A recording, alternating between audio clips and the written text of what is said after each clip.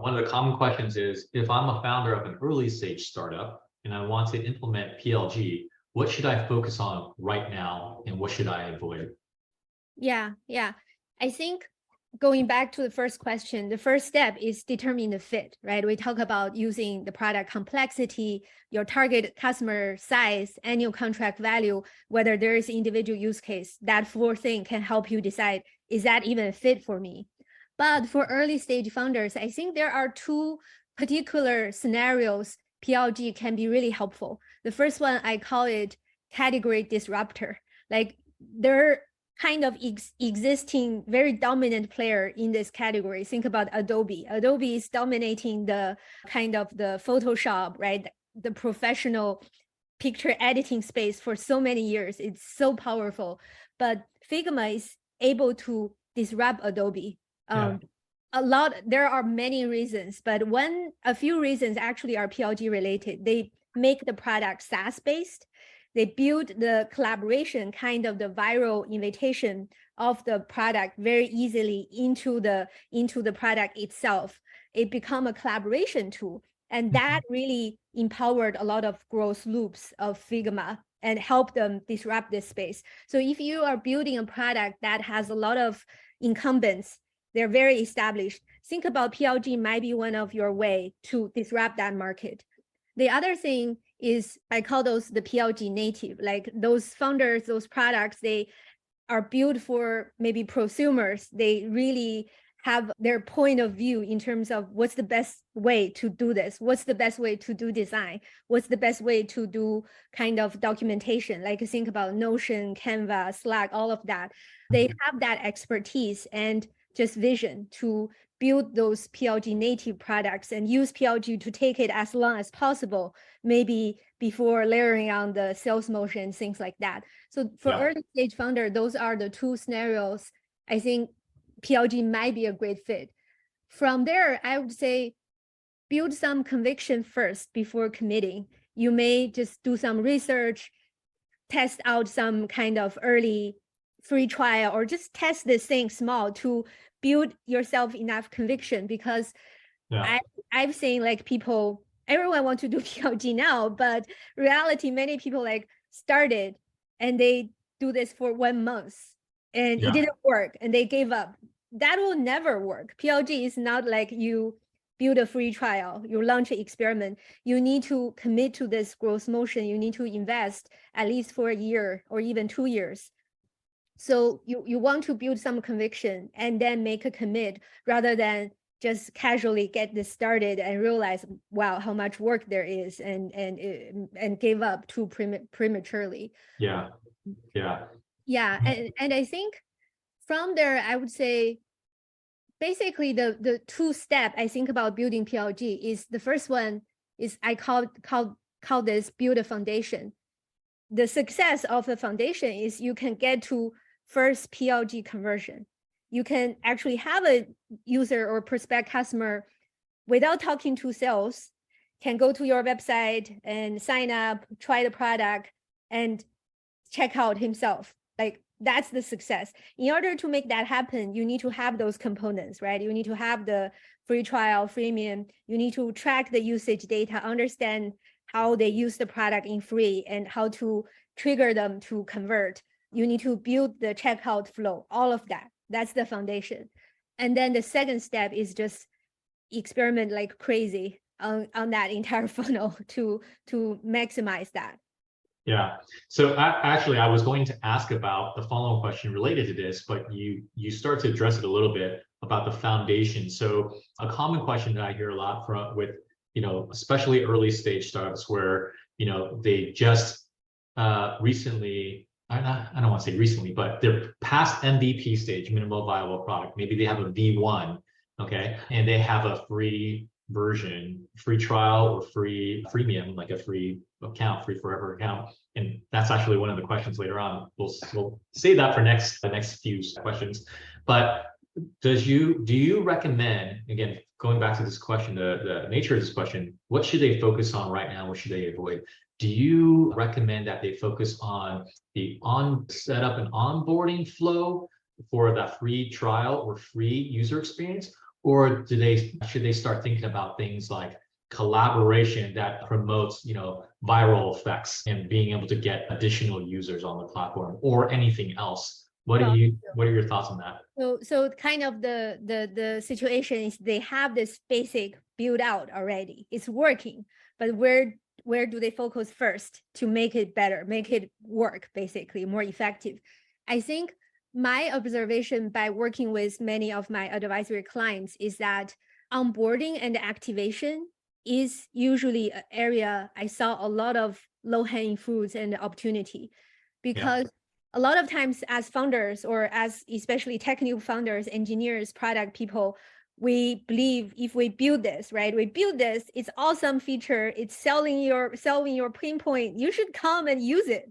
Yeah. It never happened, right? They first of all, they don't come. First, secondly, more importantly, they don't use it. Like in my past roles at Acorns, GitLab, whenever I start as a head of growth, one of the data point I will look into is what's the percentage of new user coming back the second day or coming back the second month.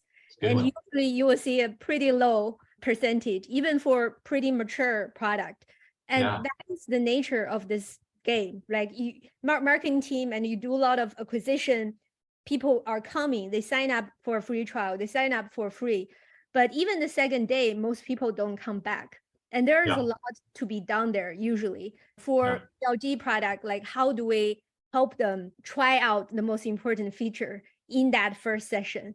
How do we help them see the value in there? So I think that's usually a really important focus area, because PLG essentially is really about product usage. Like you gave away the access to your product in exchange of their usage, with the goal of the usage will qualify them. The usage will nurture them. Usage will build them habit, retain them. Usage will ultimately convert them. So usage is so important. I often see that as a great first focus area.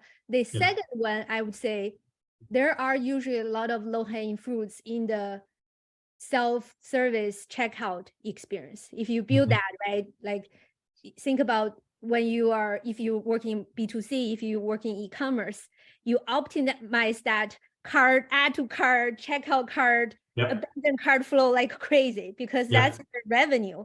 It's actually similar in PLG SaaS, but we don't do enough usually in there. And the pricing for SaaS is much more complicated. So there are usually a lot of opportunity there as well. Yeah. So I do want to keep this moving, but like there's so many deeper conversations and questions as we go along. And so let me ask another related question to what you just said. So you talked about, you just talked about monetization, right? And then earlier you mentioned activation and onboarding. And many startups and founders are asking about acquisition, right? Like different potential stages of the journey or funnel, whatever you want to call it. For you, let's just say again, early stage startups, what do you feel like we founders should focus on first? I kind of know your answer, but I want to hear from you because I know what Reforge teaches. So what do you think? What category or area should you be focusing on first? Yeah, I think there's no perfect answer or standard answer, right? It's very different for different situation.